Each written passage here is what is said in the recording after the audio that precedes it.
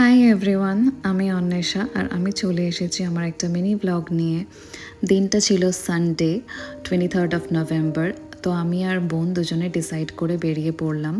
First destination ছিল আমাদের south সিটিতে কিছু কেনাকাটা করার ছিল। তারপরে আমরা বই দেখছিলাম স্টার মার্কে গিয়ে, কজ আমার আর বোন দুজনেরই ফেভারিট হচ্ছে বই পড়া। তারপরে ওখানে ঘুরে দেখছিলাম, ওখানে ভীষণ সুন্দর ক্রিসমাস ডেকোরেশনসও হয়েছিল, তো বেশ ভালো লাগছিল জায়গাটা। সাউথ সিটি থেকে বেরিয়ে আমরা চলে গেছিলাম একটা ক্যাফেতে লাঞ্চ করতে। তো আমরা 2-3টে ক্যাফে চুজ করে রেখেছিলাম, ফাইনালি ডিসাইড করে বনাফেমে গেলাম। ওখানে গিয়ে অর্ডার করেছিলাম মাচা আইস টি আর কফি।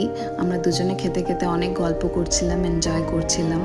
আরও ওখানে অর্ডার করেছিলাম আমরা হোয়াইট সস পাস্তা, আমাদের ফেভারিট, অ্যান্ড অবশ্যই ডেজার্ট তো খেতেই হবে, তাই ডেজার্টও অর্ডার করেছিলাম।